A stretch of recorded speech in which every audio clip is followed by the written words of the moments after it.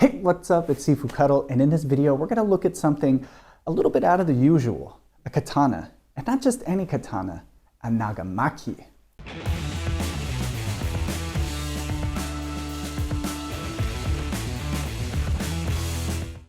This katana is considered a Nagamaki, which means long wrapping, and it has everything to do with the length of the tsuka, or the handle, and the amount of the ito wrapping that you're going to have to put on it.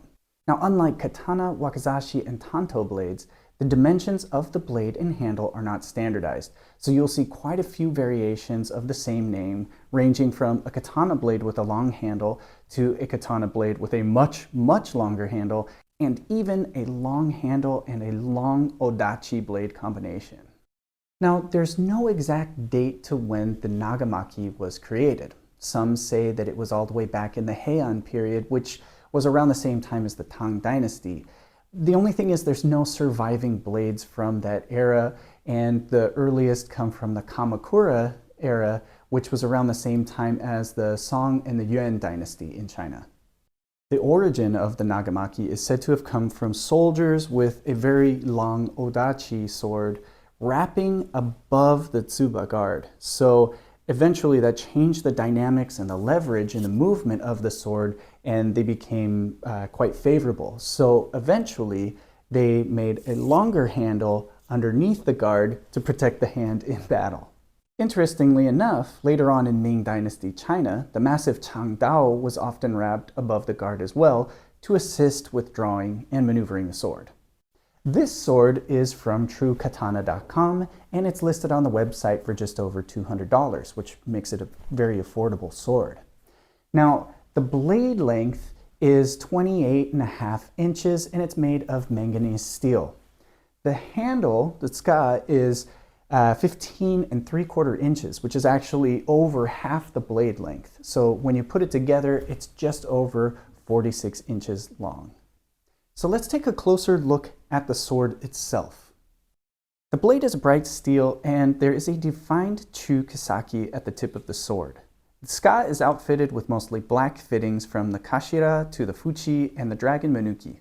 The tsuba is quite ornate as well. It has a crane design and is coated with a thick layer of black paint. The habaki and the seppa are bright brass, which complement the black and blue theme of the sword. The tsuka is not completely wrapped in samegawa. There are two strips of synthetic rayskin that are glued to each side. It's no surprise that synthetic is used at this price point. Real rayskin would drive the price up quite a bit, especially with how much handle it would have to cover. But with that said, the ito is tightly wrapped and surprisingly firm and comfortable in the grip. It is also worth mentioning that there are 1, 2, and actually 3 mikugi pins securing the tang to the handle.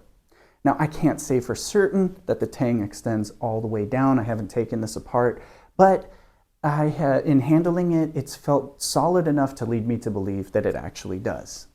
The hardwood saya is made to match with a beautiful blue and black layered lacquer that really catches the light.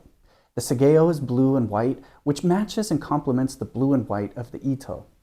We actually get a modest touch of brass on the saya, which actually ties in with the overall theme so well. The only thing missing on the scabbard is the koiguchi at the mouth here, and technically it's not advertised on the website to have one, and it would drive up the price a little bit, but it does leave something to be desired. With that said, the sword actually fits nearly perfectly in the scabbard. It's a nice, tight fit that pops open with just enough thumb pressure.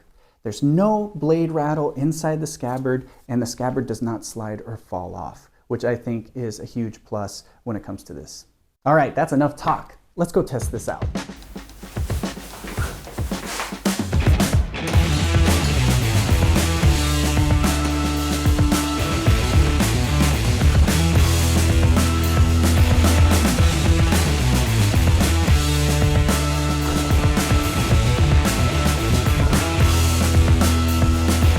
Now, you'll have to excuse me when it comes to the usage of this sword. I am not trained in classical Japanese sword martial arts. All of my training comes from Chinese martial arts. Now, that's not to say that I haven't worked with a katana-like sword. There are plenty of swords that came out of the Ming Dynasty, the long-handled sabers that have almost nearly the same blade, and even longer, similar to the odachi style, as well as more modern Miaodao training. Not to mention that the pudao and horse chopper training that I've worked with has also helped me with working with this sword. Personally, I found that the Nagamaki actually worked really well for practicing some of the Miaodao forms and techniques and the Zhanmadao techniques as well. One thing in particular was that the long handle gave it a lot more leverage, so there was a staff-like quality to that push-pull feeling.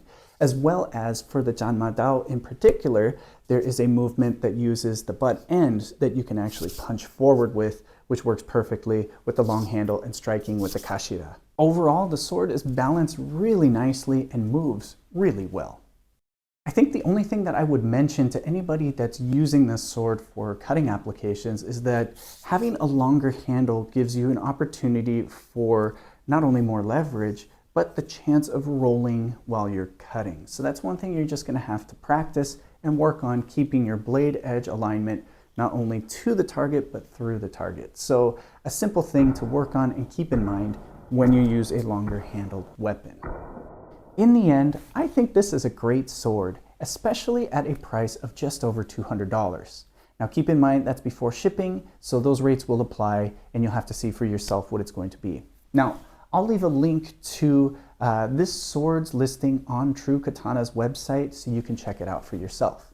Now, I think the Nagamaki is a very interesting sword, especially coming from a Chinese martial arts perspective, and I thought the history and the development of the sword was quite unique, especially that the handle and the proportions for the sword were not standardized as you would see like in katana or tanto or wakizashi. So you can have all those different types of Nagamaki.